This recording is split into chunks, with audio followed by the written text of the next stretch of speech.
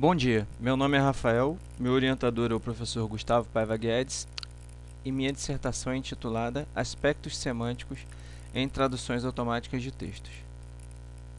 Bom, esse é o roteiro da minha apresentação. Eu vou iniciar falando sobre a tradução automática de textos. Vou falar também sobre as ferramentas utilizadas para realizar esse tipo de tradução. Durante a apresentação, invariavelmente, eu vou fazer o uso do acrônimo TAT para me referir à tradução automática de textos.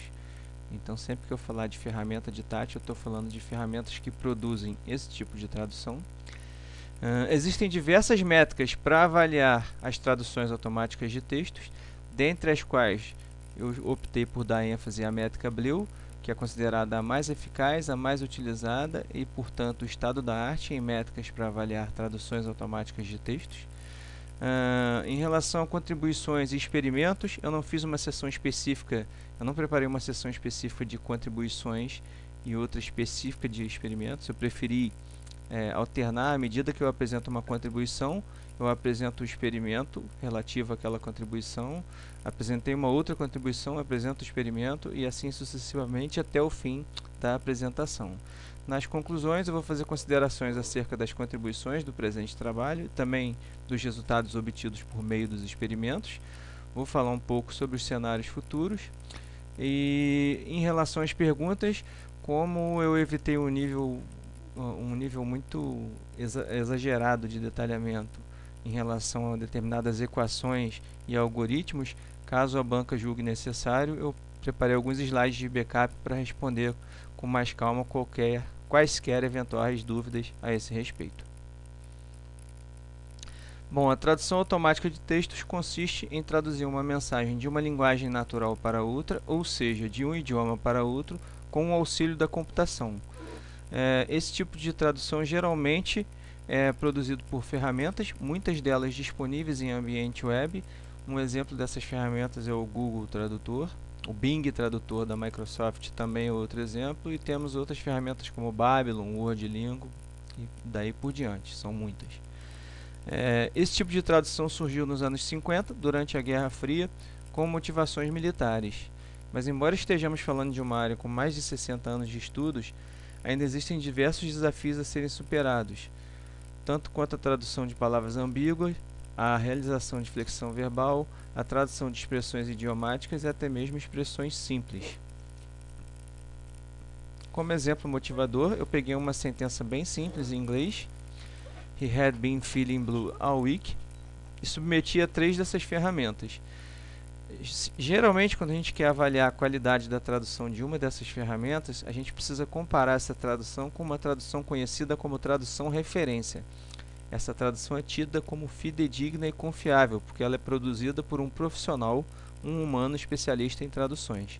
Então, eu obtive essa tradução referência, realizei a comparação e destaquei os erros mais significativos em vermelho. Notadamente, as 3 ferramentas apresentam dificuldade em traduzir a palavra ambígua blue, que dependendo do contexto pode significar uma cor ou um estado de espírito, e também da simples expressão had been feeling, especialmente no tocante à flexão verbal. Então fica clara a necessidade de interpretação e revisão humana dessas sentenças. Bom, em relação às contribuições, eu vou apresentar algumas contribuições ao longo dessa apresentação, mas a principal é a proposição de uma nova métrica que, diferente das métricas existentes atualmente, é capaz de adicionar semântica ao processo de avaliação. Então, só para deixar claro logo de cara que o objetivo, embora eu esteja falando dos defeitos das traduções automáticas de textos, dos problemas, o objetivo desse trabalho não é melhorar as traduções automáticas de textos, pelo menos não especificamente. O objetivo principal é propor uma métrica que seja capaz de suprir uma demanda que as métricas atuais não estão dando conta de fazê-lo. Então vamos falar um pouco sobre essas métricas. Bom, existem diversas métricas para avaliar traduções automáticas de textos. Eu já destaquei a métrica Bleu e destaquei outras na minha dissertação. Em geral, existem muitas, mas em geral o funcionamento delas é bem parecido. Trata-se de comparar uma sentença referência, que, como eu já expliquei, é tida como confiável, com uma sentença candidata, geralmente produzida por uma ferramenta de TAT, como o Google, cuja qualidade pretende-se avaliar. Então, a expectativa dessas métricas é de que haja um pareamento exato e ordenado de palavras. Então, nessa comparação aí, nessa avaliação da candidata B em comparação com a referência, houve a simples substituição da palavra bonita pela palavra bela, e de acordo com a métrica Bleu, a compatibilidade ficou em 75,98%. Embora tenhamos trocado apenas uma palavra pelo seu sinônimo e o significado não tenha sido comprometido de forma significativa, essa expectativa, como muitas vezes acontece, acaba sendo frustrada, né? Essa expectativa das métricas, né? E ela vai ser realmente frustrada muitas vezes porque tradutores humanos dificilmente produzem traduções iguais. Então, provavelmente, ferramentas de TAT muito dificilmente produzirão traduções iguais também. Então, fica essa expectativa frustrada realmente. E essa compatibilidade que a gente pode considerar baixa, dado que mudamos apenas uma palavra pelo seu sinônimo. Agora eu vou falar um pouco mais especificamente da métrica Bleu. A métrica Bleu aplica uma penalidade conhecida como penalidade por brevidade a sentenças candidatas menores em quantidade de palavras do que a sentença referência, o que não foi o caso aqui. A compatibilidade de Bleu é calculada com base na precisão modificada de n-gramas. Mas o que é a precisão modificada de n-gramas e o que são n-gramas, né? Então, para entender melhor o que significam esses termos, eu vou mostrar o funcionamento da métrica Bleu para vocês, e aí a gente consegue verificar como que a gente chega a esses 76% de compatibilidade aproximadamente. Eu vou usar o mesmo exemplo dessa candidata B aí. Bom, então a métrica Bleu separa as duas sentenças em conjuntos de n-gramas, né? Os bigramas, por exemplo, são todas as combinações sequenciais possíveis de dois termos. Então isso é feito tanto para a sentença referência quanto para a sentença candidata. Então, de 5 combinações possíveis, aí verifica-se quantas são compatíveis. Eu destaquei as incompatibilidades em amarelo. Então, nesse caso aí, de 5 combinações possíveis, apenas 4 são compatíveis. Então, a precisão modificada de n-gramas em relação aos bigramas é 4 sobre 5, que é igual a 0,8. O mesmo é feito em relação aos unigramas. Eu estou destacando as incompatibilidades todas em amarelo, tá? Aos trigramas e, por fim, os tetragramas. Em seguida, aplica-se a compatibilidade Bleu, que é a penalidade por brevidade, que nesse caso não existiu, então, portanto, é representada pelo valor 1, que inaltera a multiplicação, multiplicada pelo produtório das precisões modificadas de n-gramas verificadas nos quatro níveis. Tudo isso elevado a 1 sobre 4, porque 4 é o nível máximo de n-gramas que nós estamos utilizando nesse exemplo clássico da métrica Bleu. Podem ser utilizados níveis 5, 6 e daí por diante. Então, feito esse cálculo, a compatibilidade BRAPT utiliza as precisões modificadas de n-gramas verificadas em cada nível, né? E a gente chega a esse percentual de 75,98%. Bom, em relação às limitações da métrica Bleu, ficou claro que ela é incapaz de verificar o significado das palavras, então ela trata as sentenças como meras sequências de caracteres, incapaz de observar aspectos semânticos, como aspectos linguísticos e psicológicos, por exemplo. Então, nosso desafio aí é adicionar semântica a esse tipo de avaliação. E a gente pode adicionar semântica a esse tipo de avaliação identificando aspectos linguísticos e psicológicos presentes nas sentenças. Para poder fazer uso desses aspectos linguísticos e psicológicos, a gente trabalha com uma outra ferramenta bastante conhecida como o LILC. O LILC foi proposto por Pennebaker em 2001. Trata-se de uma ferramenta de análise textual e processamento de linguagem natural, amplamente utilizada na identificação de padrões e na extração de características linguísticas, como verbos, advérbios, pronomes, e psicológicas, como afeto, ansiedade, raiva, emoções positivas e daí por diante. O LILC também é muito utilizado para realizar inferências acerca de gênero, idade, personalidade, enfim. O LILC possui dicionários em diversos idiomas. Nesse estudo a gente está usando a versão em português do Brasil, que é de 2007, já é até um pouco antiga, né? Essa versão conta com mais de 127 mil palavras distribuídas em 64 categorias que representam tanto aspectos linguísticos enquanto aspectos psicológicos, linguísticos, como pronomes pessoais, verbos, advérbios, preposições, psicológicos, como afeto, emoções negativas, ansiedade, e aspectos cognitivos, por exemplo. Para que seja possível a gente analisar uma sentença referência e uma sentença candidata do ponto de vista de aspectos linguísticos e psicológicos, a gente precisa utilizar o LIUC, né, e a capacidade do LIUC de transformar uma sentença em um vetor de aspectos psicolinguísticos. Ou seja, se o LIUC tem 64 categorias psicolinguísticas, nós vamos ter uma sentença representada por um vetor com 64 posições, cada uma representando um aspecto linguístico e psicológico. Aliás, no nosso modelo nós vamos representar vetores de 65 posições, uma posição extra para contabilizar palavras que ainda não existem no LIUC. Apesar de contar com 127 mil palavras, ainda há palavras relevantes que não constam na versão de 2007. Bom, então como que o LIUC faz isso, né? Então, de acordo com o LIUC, cada palavra pode ser contabilizada, em geral, é contabilizada em diversas categorias e cada categoria abrange diversas palavras. Nessa sentença referência, por exemplo, a palavra momento foi contabilizada em 4 categorias distintas. As categorias que refletem palavras de função, aspectos relativos a espaço, relatividade e aspectos relativos a tempo. Se a gente olhar para a posição 2, que são as palavras de função, a gente vai perceber que além da palavra momento, outras 4 palavras foram contabilizadas nessa categoria. Esse vetor de 65 posições é o que a gente chama de vetor de frequência de palavras, porque ele contabiliza em cada categoria, ou seja, em cada posição, a frequência de palavras relativas àquela categoria, tá? Esse vetor de frequência vai ser fundamental na hora da gente usar a nossa métrica, a métrica que nós estamos propondo. Ok? Vamos adiante. Bom, então eu vou falar um pouco para vocês sobre a métrica BRAPT, cujo acrônimo em português significa Avaliação Bilíngue de Perspectivas Psicolinguísticas em Traduções.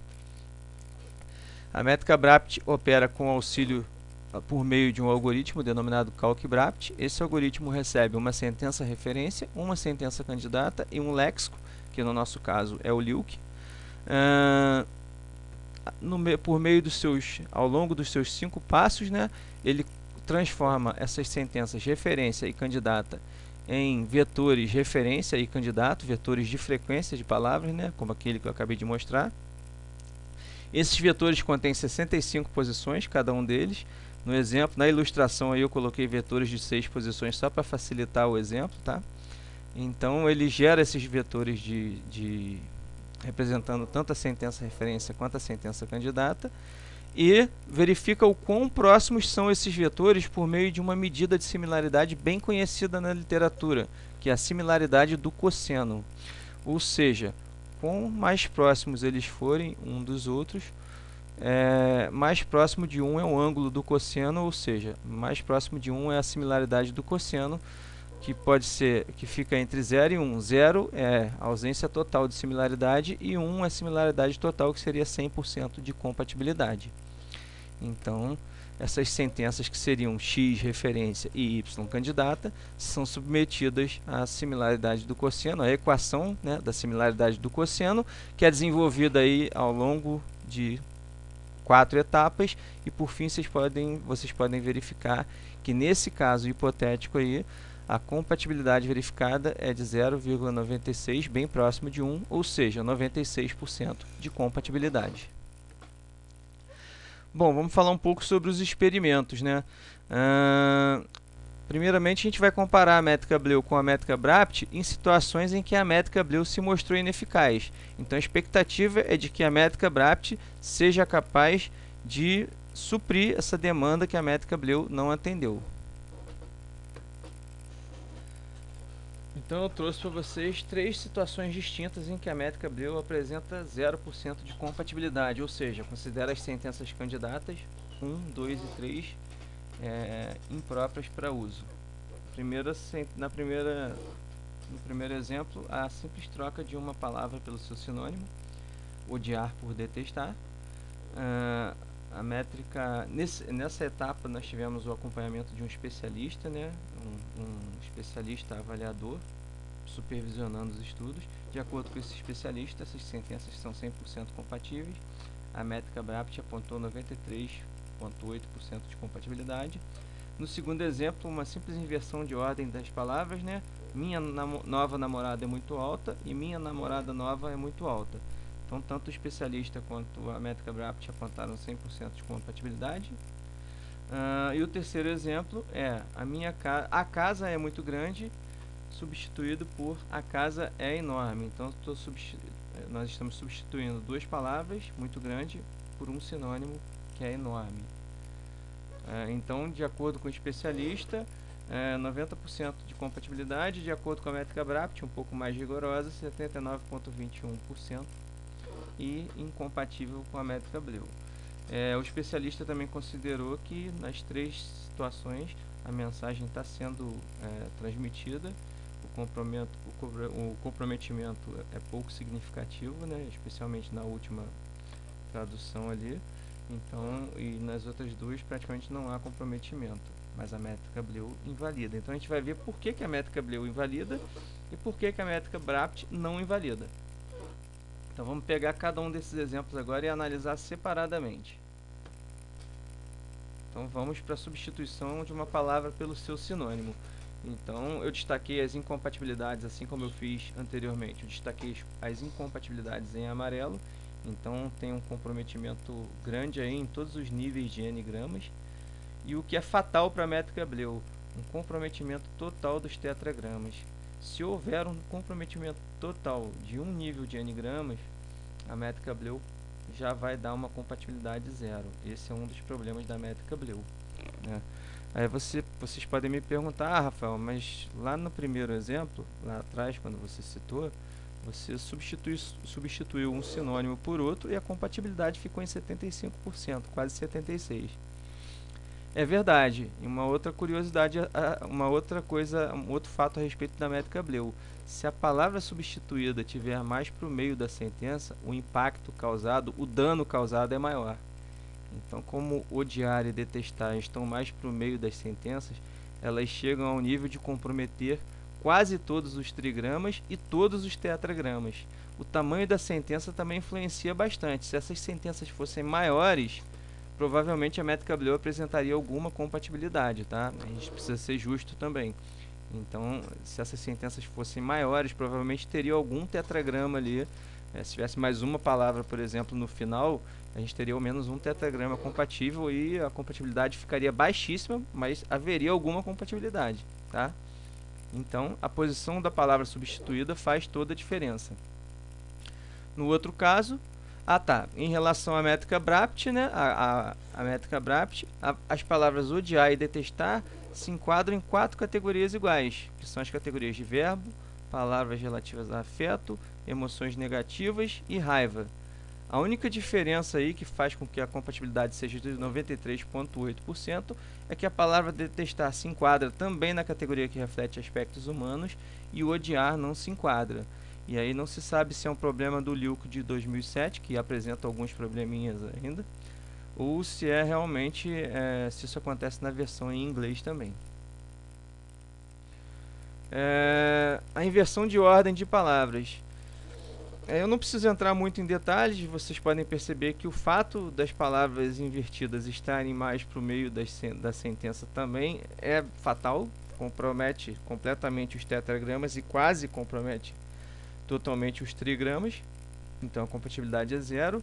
E em relação à métrica Bleu, como ela não considera a ordem das palavras, então todas as palavras vão ser contabilizadas nas mesmas categorias e com a mesma frequência, tanto na sentença referência quanto na sentença candidata. Então não há muito o que detalhar, de acordo com a métrica Bleu, compatibilidade de 100%.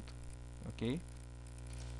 E por último, aquele exemplo onde a gente substitui duas palavras, muito grande, por uma palavra, um sinônimo, que seria enorme. Eu nem sei se eu posso chamar de sinônimo. Se eu estiver cometendo um erro, que a Lilia me desculpe. Então eu destaquei as incompatibilidades aí em amarelo novamente. E mais uma vez, até pela sentença candidata ser muito curta, né, houve um comprometimento total dos tetragramas. Mas mesmo que não houvesse um comprometimento total dos tetragramas, essa métrica já sofreria uma puniçãozinha extra porque ela é menor do que a candidata referência. E aí a gente tem um exemplo da aplicação da penalidade por brevidade na segunda linha aí, né? Onde a gente usa o exponencial de 1 menos 5, que é a quantidade de palavras na sentença referência, sobre 4, que é a quantidade de palavras na sentença candidata. Isso gera um valor de 0,78, menor do que 1, e jogando automaticamente qualquer compatibilidade que fosse possível aí para baixo. Nesse caso não fez diferença porque a sentença já estava invalidada por conta dos tetragramas, tá? E de acordo com a compatibilidade BRAPT, de acordo com a métrica BRAPT, a compatibilidade ficou em 79,21%. Isso muito se explica, não dá para entrar em detalhes aqui pelo tempo de apresentação, mas muito se explica porque a gente perde a palavra muito provavelmente se enquadra em diversas categorias e ela não está presente na candidata, e a palavra grande também se enquadra em diversas categorias e não está presente na candidata. Com certeza a gente está perdendo em advérbio de intensidade, né? Numa outra categoria que reflete quantidades também a gente está perdendo por conta da palavra grande, mas a gente perde aí porque cada uma dessas duas palavras se enquadram não só em duas categorias, mas em diversas categorias. O mesmo acontece com a palavra enorme, que está presente na candidata e não está presente na sentença referência, e que não é exatamente um sinônimo de grande, né? Ok? Então é por isso que a compatibilidade BRAPT aí ficou um pouco mais baixa. Bom, então continuando os experimentos, comparando a métrica BRAPT com a métrica BLEU, a gente agora vai fazer uma análise das ferramentas, também com a supervisão de um especialista avaliador, tá? Então nós analisamos 10 textos em língua inglesa traduzidos para a língua portuguesa. São 128 sentenças presentes nos 10 textos. Então essas 128 sentenças foram traduzidas por um especialista. Então nós temos 128 sentenças referências e temos 128 sentenças candidatas para cada ferramenta. 128 sentenças candidatas para o Google Tradutor, 128 sentenças candidatas para o Bing e 128 sentenças candidatas para o WordLingo. Então eu procurei mostrar primeiro na média texto a texto o resultado em gráficos e depois sentença a sentença. Então vamos dar uma olhada no que aconteceu. Então, de acordo com a compatibilidade BRAPT, nós temos aí o Bing representado pelas barras vermelhas, o Google representado pelas barras azuis e o WordLingo representado pelas barras verdes. Essas cores serão utilizadas ao longo da apresentação nos demais exemplos, tá? Então, de acordo com a métrica BRAPT, o Google apresentou os melhores percentuais de compatibilidade nos textos 1, 3, 4, 5, 6 e 7, ou seja, em 6 dos 10 textos. Nos outros 4 textos, o Bing se saiu melhor. Uma coisa a ser observada aí é que o Bing e o Google apresentam um desempenho bem parelho, né, bem próximo, e o WordLingo um desempenho bem abaixo dessas duas ferramentas. Submetemos as mesmas ferramentas à métrica BLEU. E aí a gente tem novamente os resultados. Os percentuais, obviamente, são bem mais baixos, de acordo com a métrica BLEU, mas os resultados são iguais, para nossa surpresa. Então, da mesma forma, o Google Tradutor se saiu melhor nos mesmos 6 textos e o Bing se saiu melhor nos mesmos 4 textos. O Bing e o Google apresentaram um desempenho mais parelho e o WordLingo um desempenho bem abaixo. Esses resultados também batem com as impressões do especialista avaliador, que considerou as duas primeiras ferramentas, Google e Bing, bem mais sofisticadas, com um desempenho bem parelho, e a ferramenta WordLingo, uma ferramenta bem menos sofisticada, tá? Então existe uma consistência aí com as impressões do especialista avaliador, tá? Então a pergunta está respondida, né? Há consistência? Porque a BRAPT e a BLEU apontam exatamente os mesmos resultados em todas as 30 barras. Só os percentuais de compatibilidade é que estão diferentes, né? Então, com a métrica BRAPT, eu analisei as 128 sentenças. O Google se saiu melhor em 54 sentenças, o Bing em 52 sentenças, então uma leve vantagem para o Google. Isso já é consistente com o estudo apresentado em de Mello et al. 2015, que também compara as ferramentas Bing e Google e aponta uma sutil diferença em favor do Google, mas praticamente empatadas tecnicamente, as duas sentenças. Em 8 sentenças, ou seja, em 6% das sentenças, há um empate técnico entre essas duas ferramentas, e o WordLingo se sai melhor em apenas 14 sentenças, ou seja, 11%. Então, esses resultados são consistentes também, além de serem consistentes com o estudo de Mello et al., eles também são consistentes com as impressões do especialista avaliador. Bom, os próximos experimentos consistem em verificar se, ao utilizar as traduções referências de um segundo especialista, se os resultados seriam distintos. Ou seja, faz diferença usar as traduções referências de um especialista humano ou outro? Então a gente vai verificar aí, vai submeter a métrica BRAPT às mesmas ferramentas Google, Bing e WordLingo, utilizando as traduções referências produzidas pelo especialista 2 e comparar com as traduções já realizadas com os resultados já obtidos por meio das traduções referências considerando o especialista 1. Depois nós vamos verificar se as suas percentuais de compatibilidade BRAPT e BLEU, qual métrica apresenta percentuais mais próximos da avaliação humana, né? Então primeiro vamos verificar essa distinção, se há distinção entre dois especialistas, né? Então, ao comparar os resultados com a métrica BRAPT, tendo como referência o especialista 2 ou o especialista 1, em 8 textos os resultados são iguais, com algumas nuances em relação aos percentuais apenas, mas os resultados são exatamente iguais. A única diferença acontece em relação ao texto 1 e 9, que, tendo como referência as traduções do especialista 2, apresentam melhor desempenho para o Bing e para o Google, respectivamente, e tendo como referência o especialista 1, apresentam melhor desempenho para o Google e para o Bing, respectivamente. Então há uma inversão de ordem aí de qual ferramenta se sai melhor no texto 1 e no texto 2, no texto 9, desculpa.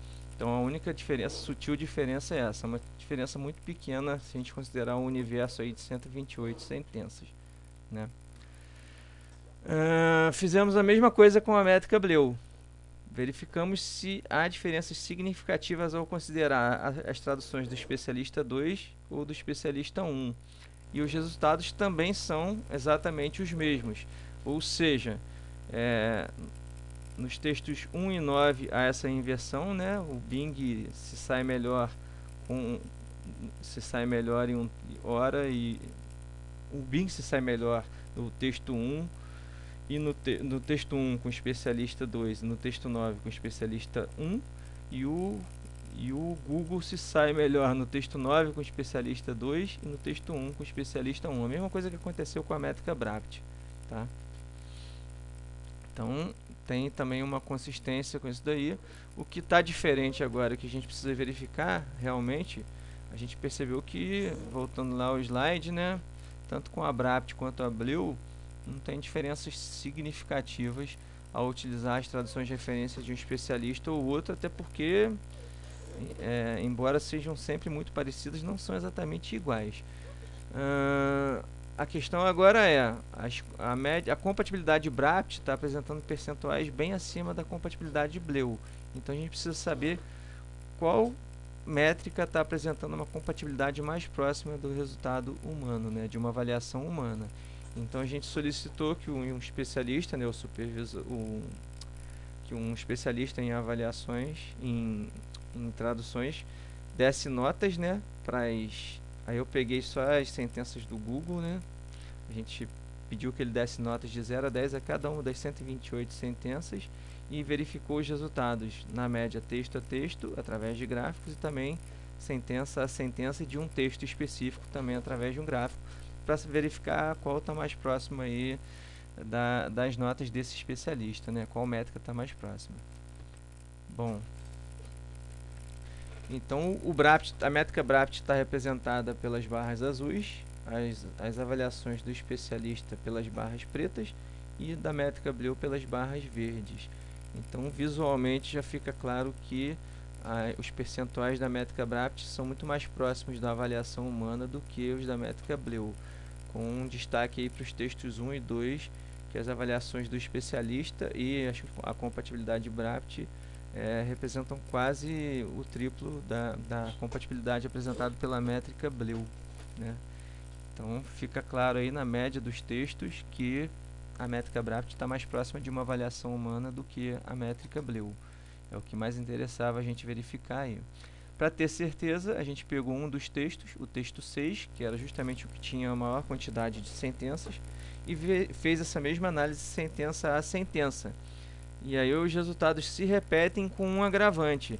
Nas sentenças 4, 5, 7 e 16, a métrica Bleu apresentou 0% de compatibilidade, enquanto a BRAPT e o avaliador, em média, consideraram aí 90%, 70%, 80% de compatibilidade. Então, vamos verificar o que está acontecendo. Aí eu pensei as sentenças 7 e 16, a menor e a maior dessas 4 sentenças, para a gente analisar em maiores detalhes.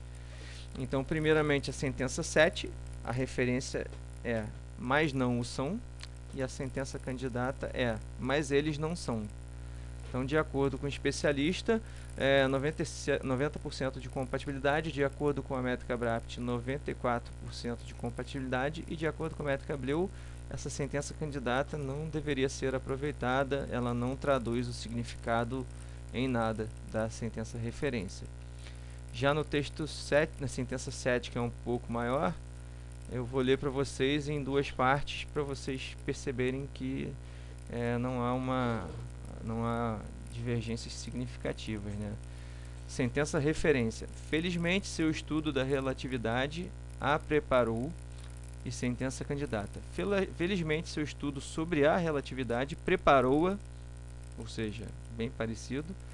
Continuando, sentença referência. Para o choque que terá ao ver sua irmã gêmea agora com 71 anos. Sentença candidata. Para o choque quando vê sua irmã gêmea que agora tem 71 anos.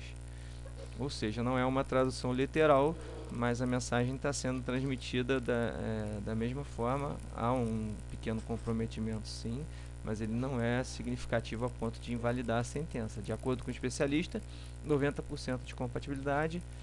De acordo com a métrica BRAPT, que talvez tenha sido até benevolente demais, 96%. Então, está aí a situação em que a métrica Bleu está invalidando sentenças que podem ser aproveitadas, né? Então, eu quis destacar isso para vocês. Bom, mas nem sempre a métrica BRAPT não se saiu melhor em todas as sentenças. Houve sentenças em que a métrica BRAPT apresentou limitações, e eu vou mostrar para vocês. Pensei duas sentenças também desses textos, especificamente da ferramenta WordLingo, também com a supervisão de especialista avaliador. As duas sentenças são, eu chamei de referência 4 e candidata 4, referência 6 e candidata 6.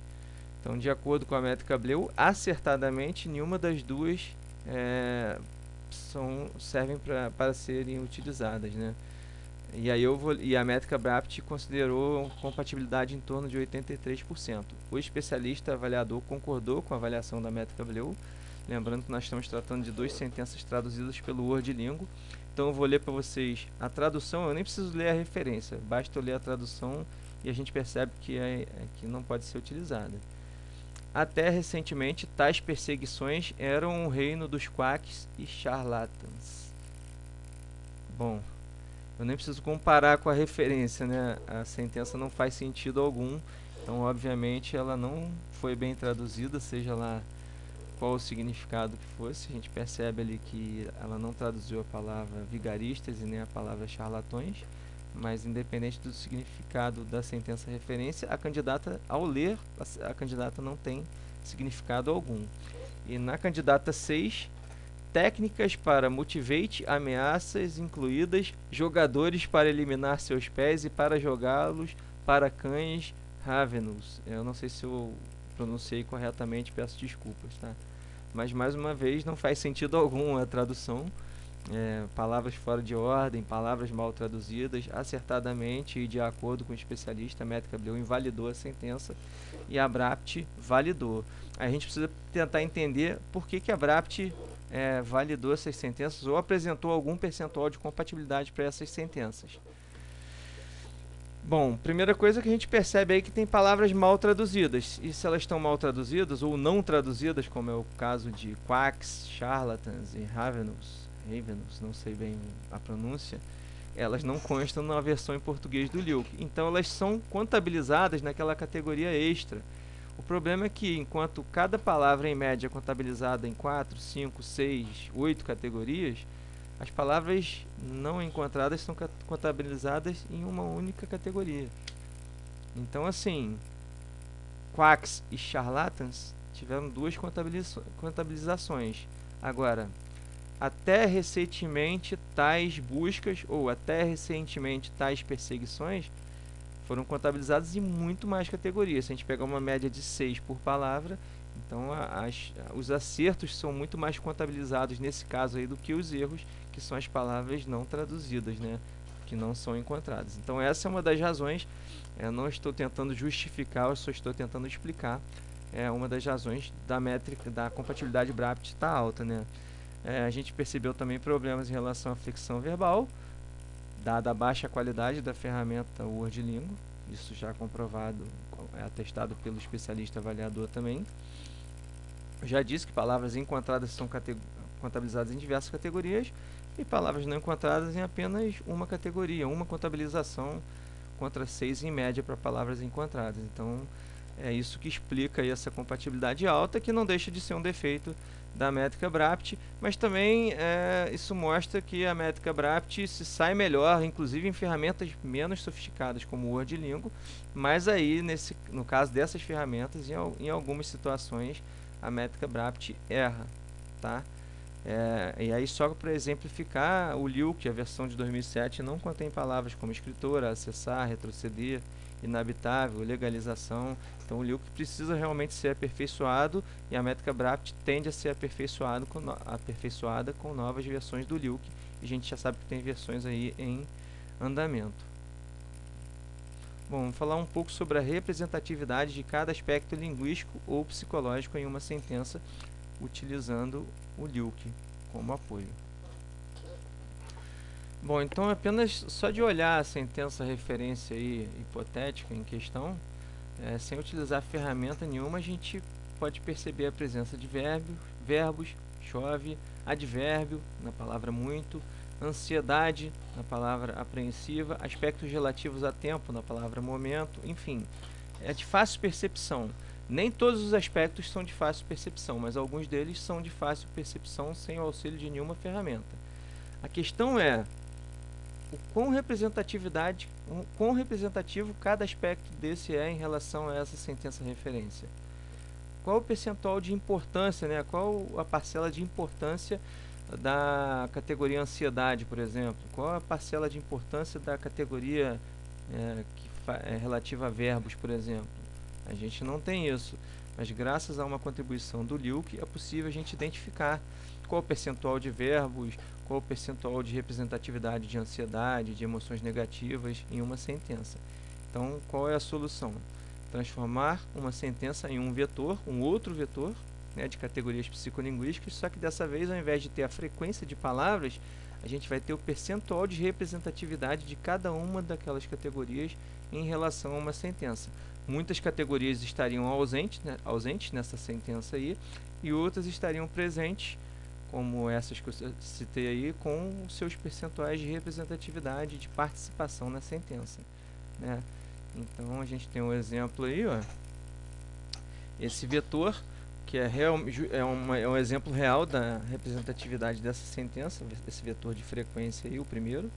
Então a gente viu que 5 palavras foram contabilizadas na categoria que reflete palavras de função, por exemplo. E no total houve 38 contabilizações. Ainda estou falando desse primeiro vetor. Procurando ver o percentual de representatividade de cada categoria, e eu não lembro de todas de cabeça, a gente percebe que as palavras de função representam 13,15% dessa sentença. Então o somatório de todas essas 65 posições desse segundo vetor tem que somar 100%. Por isso a gente chama ele de vetor normalizado, ou vetor de representatividade percentual das categorias, né? Então esse vetor de representatividade percentual ele é normalizado porque o somatório de suas posições tem que dar 100, tá? Então a gente percebe aí que as palavras de função representam 13,15% dessa sentença, tá? As palavras, o aspecto, a posição 5 tem o aspecto relatividade, que é o mais representativo, se eu não me engano, 13,16%. Então é possível a gente fazer essa verificação. Para que esse vetor é útil, né? Se a gente pode transformar sentenças de referência e candidato nesse tipo de vetor, a gente pode fazer uso de uma outra contribuição, que é um algoritmo denominado CalcDPC. Esse algoritmo nós é que estamos propondo, e ele é capaz de identificar divergências psicolinguísticas ocorridas em traduções automáticas de textos, ou seja, traduções de uma sentença referência, comparando uma sentença referência com uma sentença candidata, e olhando aspecto por aspecto, cada um dos 65 aspectos linguísticos ou psicológicos, a gente pode analisar individualmente se houve perda de determinado aspecto. Então, como que funciona o algoritmo CalcDPC? Bom, na verdade ele faz isso, ele transforma as sentenças em percentuais de representatividade, né, de aspectos linguísticos e psicológicos, e com ele é possível a gente pegar uma ferramenta como o Bing, por exemplo, e verificar se na tradução de determinada sentença houve perda de um aspecto linguístico importante, como verbos no passado, advérbios, se está havendo problema de flexão verbal, se houve perda de aspectos psicológicos como ansiedade, raiva, afeto, enfim. Como que funciona esse algoritmo em linhas gerais? Bom, ele recebe como entrada esses dois vetores de representatividade percentual, um representando a sentença referência e outro representando a sentença candidata, ao longo dos seus passos, seus 6 passos. Esse algoritmo monta um vetor, um terceiro vetor, de representatividade percentual das divergências de cada categoria, né? Então, cada posição, na posição 2, por exemplo, eu tenho o percentual de divergências verificado na categoria que representa palavras de função. Então, eu vou ter um vetor com essas divergências verificadas categoria por categoria. E esse vetor é retornado pelo algoritmo CalcDPC. Então, ele recebe esses dois vetores e retorna esse terceiro vetor aí, onde a gente pode verificar categoria por categoria se houve acréscimo de determinado aspecto linguístico ou psicológico, destacado em azul aí, ou se houve perda de determinado aspecto linguístico ou psicológico. Essa possibilidade diz muito sobre as ferramentas. Isso é feito por meio de uma equação. Eu estou dando o exemplo da aplicação da equação aí com a posição 2 dos dois vetores, né, que são as palavras de função.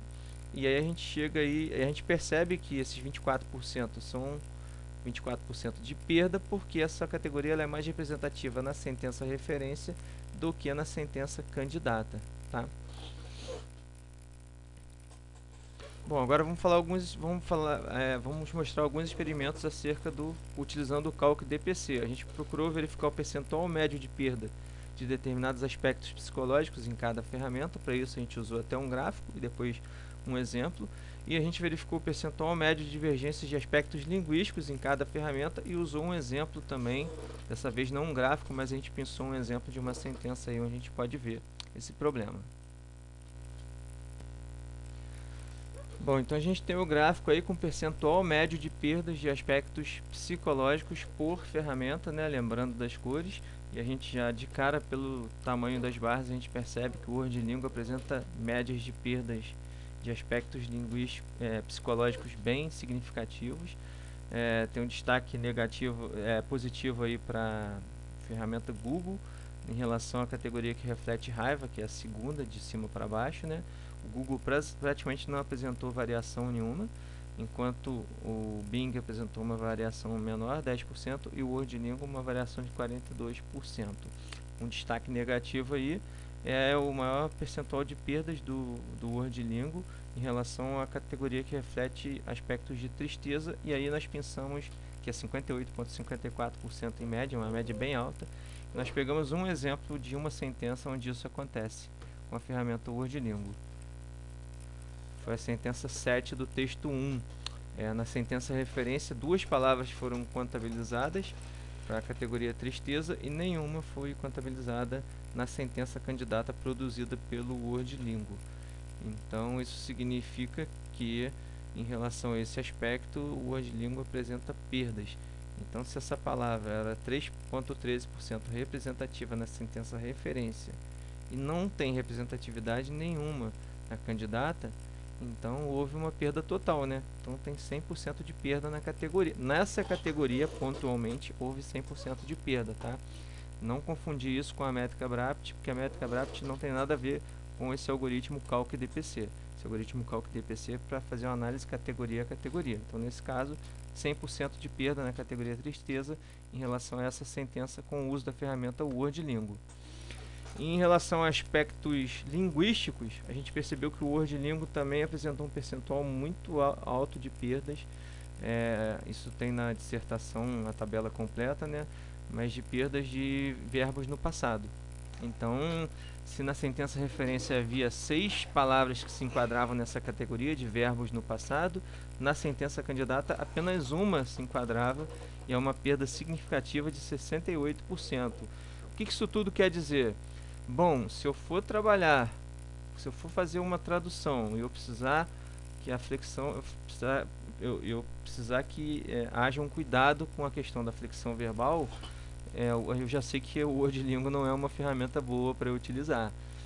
Da mesma maneira, se eu precisar que os aspectos psicológicos sejam preservados, o WordLingo também não é uma boa opção.